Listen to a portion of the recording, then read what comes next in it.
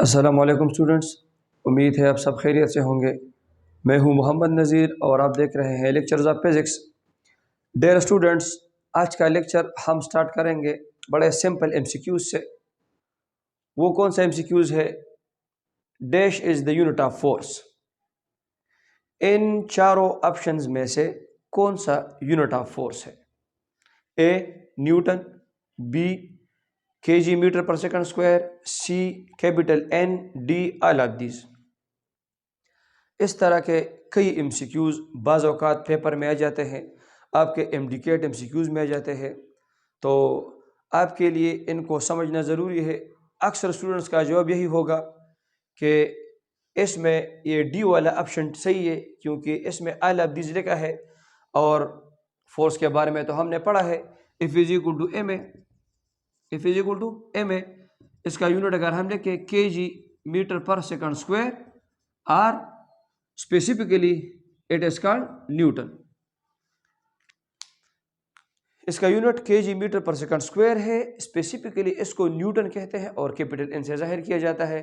تو جواب تو یہ ہوگا کہ کے G metre per second square بھی ٹھیک ہے، نیوٹن بھی ٹھیک ہے، اور اس نیوٹن کو کیپٹل این سے ظاہر کیا جائے یہ بھی ٹھیک ہے، تو آل آف دیز۔ لیکن ایسا نہیں ہے، اس میں صرف ایک ہی آپشن ٹھیک ہے اور وہ کیپٹل این ہے، باقی تینوں آپشن غلط ہے۔ اب ہم کس طرح ان کو غلط سمجھتے ہیں؟ K G metre per second square, newton, یہ بھی تو فورس کی یونٹ ہم نے سنے ہیں۔ تو اس کے لیے آج ہمارا topic conventions for writing S I units ہے، کہ ہم ایس آئی یونٹس کو صحیح طریقے سے کس طرح لکھیں گے۔ کنونشنز، ان کنونشنز کے پڑھنے کے بعد آپ کو بھی پتہ لگ جائے گا کہ کیوں یہ تینوں آپشنز غلط ہے اور صرف ایک یہی آپشنز ٹھیک ہے۔ تو سٹارٹ کرتے ہیں conventions for writing S I units. لیکن سب سے پہلے what is convention? What is convention? Conventions ہم پڑھیں گے۔ آپ نے کلاس 9 اور 10 میں بھی کنونشن کا نام سنا ہے، یہ لفظ آپ نے سنا ہے۔ اسی طرح اگر آپ فزکس پڑھیں گے، کیمسٹری وغیرہ سائنس کے اور برانچز، تو ان میں آئندہ بھی آپ کے سامنے کنونشنز کا لفظ آئے گا۔ اس وجہ سے آپ کو کنونشن کا لفظ، اس کے لفظ کا معنی سمجھنا ضروری ہے کہ کنونشنز کیوں استعمال ہوتا ہے فزکس میں، کیمسٹری میں یا بایو میں۔ تو اس لفظ کو سمجھانے کے لیے میں آپ کو بتاتا ہوں کہ فزکس، کیمسٹری اور بایولوجی یہ سارے سائنس کے برانچز ہیں، اور سائنس میں ہم بغیر ایکسپیریمنٹل پروف کے کوئی بات نہیں کرتے۔ سائنس میں وہی بات اللہ کی شکل میں آ جاتی ہے جو ایکسپیریمنٹل پروف سے گزری ہو اور ایکسپیریمنٹل پروف سے صحیح ثابت ہوئی ہو۔ تو وہی آپ نے لوور کلاسز میں سائنٹیفک میتھڈ تو پڑھا ہوگا۔ سائنٹیفک میتھڈ کے 5 سٹیپس آپ نے پڑھے ہیں۔ Step number 1، ask a question. Ask a question. اس کے بعد نمبر آ جاتا ہے ہائپوتھیسس کا، اس کویسچن کا پاسبل آنسر ہائپوتھیسس کے فارم میں سب سے پہلے سامنے آ جاتا ہے۔ اس کے بعد اس پر ایکسپیریمنٹ ہوتا ہے ہائپوتھیسس پر۔ اگر ایکسپیریمنٹ سے یہ ہائپوتھیسس صحیح ثابت ہو جائے تو پھر اس سے تھیوری بن جاتی ہے، اور اگر تھیوری پر کئی سال گزر جائے اور کوئی بھی اس پر آبجیکشن نہ کرے، یہ صحیح ثابت ہو، تو پھر اس سے لا بن جاتا ہے۔ یہ 5 سٹیپ آپ نے سائنٹیفک میتھڈ میں پڑھے ہیں۔ لیکن اگر یہاں 3rd سٹیپ میں ایکسپیریمنٹ سے آپ کا ہائپوتھیسس صحیح ثابت نہ ہو، تو پھر دوبارہ آپ اسی مقام پر جائیں گے۔ آپ کی بات تھیوری اور لا کے شکل میں سامنے نہیں آئے گی۔ کیوں؟ کیونکہ یہ سائنس ہے، فزکس، کیمسٹری، بایو وغیرہ یہ سائنس کے برانچز ہیں، اور ان میں ایکسپیریمنٹل پروف کے بغیر کوئی بھی بات صحیح نہیں۔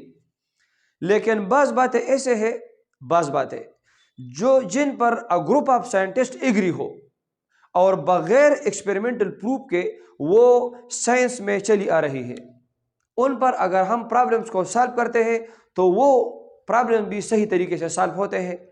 اور ان پر کسی نے ابھی تک آبجیکشن نہیں کیا، تو وہی بات ہے جو بغیر ایکسپیریمنٹل پروف کے چلے آ رہے ہیں، ان پر کسی نے ابھی تک کوئی آبجیکشن نہیں کیا، ان پر گروپ آف سائنٹسٹ ایگری ہو، ان باتوں کو ہم کنونشنز کہتے ہیں فزکس میں، conventions.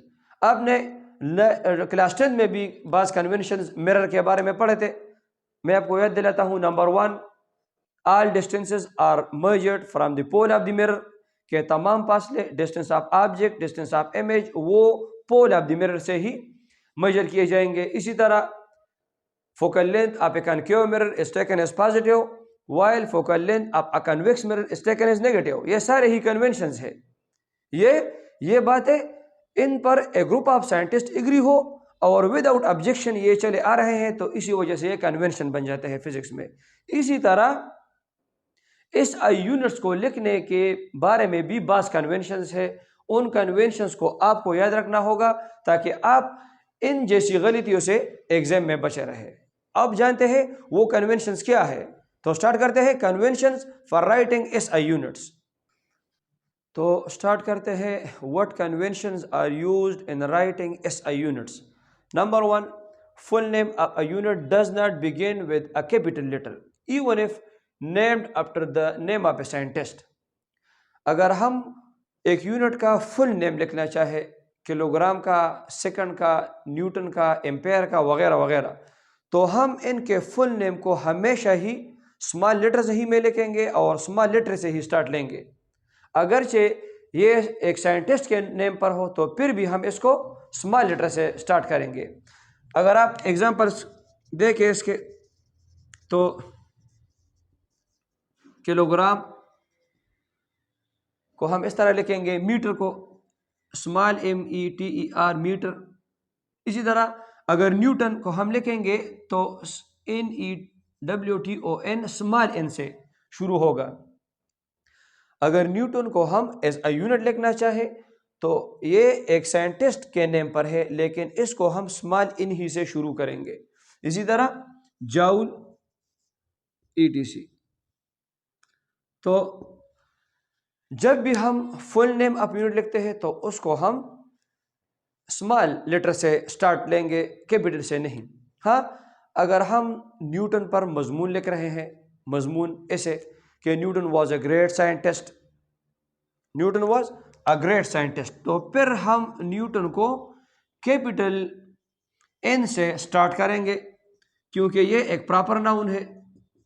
Newton was a great scientist, یہاں پر ہم نیوٹن کو کیپٹل N سے سٹارٹ کریں گے۔ لیکن اگر ہم اس طرح لکھیں کہ Newton is the unit of force, تو پھر ہم نیوٹن کو اسمال NEWTON سے لکھیں گے۔ تو آپ کو MCQs میں غلطی آپ کے سمجھ میں آ گئی ہوگی، وہاں پر جو ہم نے فل نیوٹن لکھا تھا وہ کیپٹل N سے شروع ہوا تھا، اسی وجہ سے وہ آپشن غلط تھا۔ اسی طرح اگر ہم لکھنا چاہے newton contributed a lot to the field of classical mechanics, تو اس میں بھی ہم ان کو کیپٹل ہی لکھیں گے۔ لیکن اگر ہم نیوٹن کو ایز اے یونٹ لکھنا چاہے فورس کے، اگر ہم جاؤل کو ایز اے یونٹ لکھنا چاہے انرجی کے، تو پھر ان کو سمپل اسمال لیٹرز ہی میں لکھا جائے گا۔ تو number 1، full name of a unit always begin with a small letter. اب چلتے ہیں دوسرے کنونشن کی طرف which is used in writing SI units۔ The symbol of unit named after a scientist name will begin with initial capital letter۔ جو unit scientist کے نیم پر ہو تو اس کا سمبل لکھتے وقت ہم کیپٹل لیٹر سے سٹارٹ لیں گے۔ کیسے؟ اگر Newton is the unit of force تو اس کی علامت کیپٹل N ہوگی، کیپٹل N ہوگی۔ اسی طرح ہم لکھتے ہیں Pascal, Pascal is the name of a scientist, so Pascal will begin with initial capital letter۔ دوسرا لیٹر اس میں بھی اسمال ہوگا لیکن پہلا لیٹر اس میں کیپٹل ہوگا۔ اسی طرح اگر ہم Weber capital W and B، اسی طرح اگر ہم ہرٹز لکھنا چاہے کیپٹل H اینڈ Z۔ تو دوسرا کنونشن یہ ہے کہ یونٹ کے سمبل لکھتے وقت اور سمبلس کو تو ہم اسمال لیٹرز ہی میں لکھیں گے، لیکن جو سمبل سائنٹسٹ کے نیم پر ہے تو ان کے جو یونٹ سائنٹسٹ کے نیم پر ہے تو ان کے سمبلس کو ہم کیپیٹل لیٹر سے سٹارٹ کریں گے۔ تیسرا prefixes should be written before the unit and without any space between them۔ جب ہم اس یونٹس کے ساتھ پریفکسز یوز کریں گے تو ان پریفکسز کو ہم یونٹ سے پہلے لکھیں گے اور ایڈجسنٹ ہی لکھیں گے وداؤٹ اینی اسپیس۔ مثال کے طور پر ہم لکھتے ہیں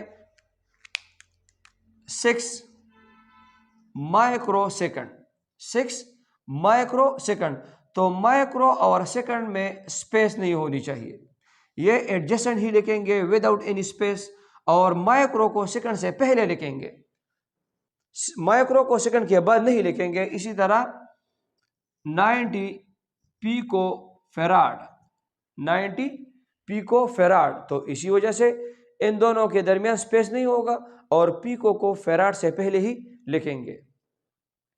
double prefixes are not allowed, دو پریفکسز کو ایک ہی ویلیو میں یوز کرنا یہ الاؤڈ نہیں ہے۔ کیسے؟ ہم لکھتے ہیں 9 مائکرو ملی سیکنڈ، 9 مائکرو ملی سیکنڈز، تو اس میں مائکرو بھی پریفکس یوز ہو رہا ہے، ملی بھی پریفکس یوز ہو رہا ہے، اسی وجہ سے یہ دونوں الاؤڈ نہیں ہے ایک ہی جگہ۔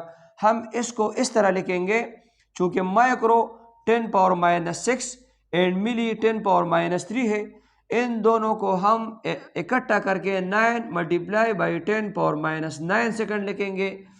10⁻9 چونکہ نینو کے برابر ہے تو ہم لکھیں گے 9 نینو سیکنڈ۔ تو ہم ڈبل پریفکسز کو استعمال نہیں کر سکتے، ان کی جگہ ہم ایسی ویلیو لکھیں گے جو ایک پریفکس سے تعلق رکھتی ہو۔ تو یہ 4 کنونشنز ہو گئے، اب لکھتے ہیں 5واں convention.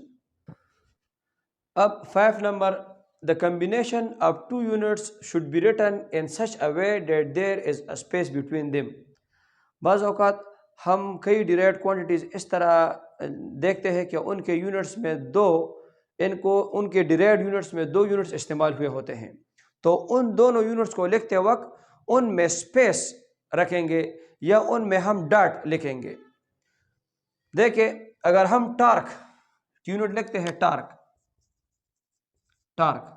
Moment arm multiply by force ہے، اسی وجہ سے ٹارک یونٹ ہم لکھتے ہیں نیوٹن میٹر، تو ان نیوٹن میٹر میں سپیس ہونی چاہیے۔ یہاں اس کو ہم اس طرح نہیں لکھتے کہ نیوٹن میٹر وداؤٹ سپیس اس کو نہیں لکھیں گے، ہم اس میں سپیس رکھیں گے یا سپیس کی جگہ ہم نیوٹن ڈاٹ میٹر ڈاٹ بھی رکھ سکتے ہیں، لیکن ہم اکٹھے نہیں لکھیں گے۔ 6 it is not allowed to write abbreviations per unit، unit کے لیے خود ساختہ ایبریویشنز ہم نہیں لکھیں گے۔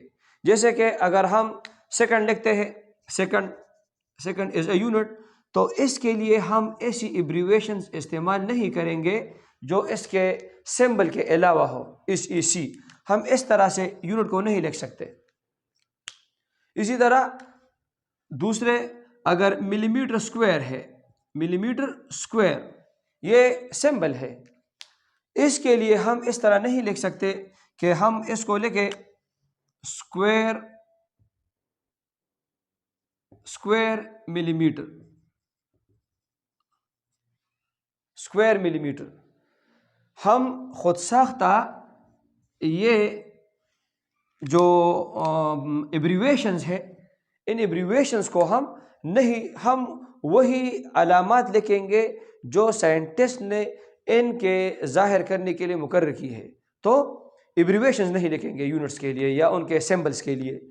Number 7 when multiple of a base unit is raised to a power, the power applied to the whole multiple۔ مثال اب دیکھیں، فرض کریں ہمارے پاس 1 کلومیٹر ہول اسکوائر ہے، 1 کلومیٹر ہول اسکوائر، یہ اسکوائر اس پر بھی اپلائی ہوگا اور یہ اسکوائر میٹر پر بھی اپلائی ہوگا۔ ہم اس کو اس طرح لکھ سکتے ہیں 1 × 10⁻³ میٹر होल स्क्वायर, किलो की जगह मैंने 10 पावर 3 लिखा। अब ये स्क्वायर 1 पर भी अप्लाई होगा, ये स्क्वायर 10 पावर 3 पर भी अप्लाई होगा, 10 पावर 6 और मीटर स्क्वायर पर भी। तो जब किसी ऐसी क्वांटिटी पर, ऐसी यूनिट पर पावर आ जाए तो ये पावर सभी मल्टीपल्स को एक जैसे अप्लाई होगा। इस पर भी होगा अप्लाई, के पर भी अप्लाई होगा और मीटर पर भी अप्लाई होगा। और नंबर 8, हमें एक प्रॉब्लम दिया गया है जिसमें मुख्तलिफ सिस्टम ऑफ यूनिट्स से वैल्यूज़ दिए गए हैं, मुख्तलिफ सिस्टम ऑफ यूनिट्स इस्तेमाल किए गए हैं। तो हम प्रॉब्लम को तब ही सॉल्व करेंगे जब हम सारे वैल्यूज़ को एक ही सिस्टम में ले आए, और हमारा आखिरी आंसर सिस्टम इंटरनेशनल में ही होगा। इस पर मैं एक एग्जांपल लिखता हूँ, फिर आपके बात समझ में आ जाएगी। एग्जांपल में फर्ज करें हमें एक प्रॉब्लम दिया गया है जिसमें हमें मास की वैल्यू दी गई है 100 ग्राम और एक्सेलरेशन की वैल्यू दी गई है 10 मीटर पर second square, and we are asked to find the magnitude of force. अब देखिए हमारे पास वैल्यूज़, मास की वैल्यू CGS सिस्टम में ग्राम में और एक्सेलरेशन की वैल्यू सिस्टम इंटरनेशनल में दी गई है। तो if is equal to ma के मुताबिक हम फोर्स की मैग्नीट्यूड फाइंड आउट करते हैं, लेकिन यहाँ पर हम मास की वैल्यू 100 ग्राम नहीं लगाएंगे। क्यों? क्योंकि ये सिस्टम अलग है और ये सिस्टम अलग है। ये वैल्यू CGS सिस्टम में है और ये वैल्यू सिस्टम इंटरनेशनल में है। सबसे पहले हम इस वैल्यू को सिस्टम इंटरनेशनल की वैल्यू में तब्दील करेंगे, यानी kg में। सिस्टम इंटरनेशनल में मास का यूनिट kg है, तो हम इस वैल्यू को kg में तब्दील करेंगे और फिर उसके बाद हम if is equal to ma में वैल्यू दर्ज करेंगे। तो वो प्रोसेस तो आपने सिस्टम ऑफ यूनिट्स के लेक्चर में पढ़ा है कि किस तरह 100 ग्राम को kg में कन्वर्ट करना है।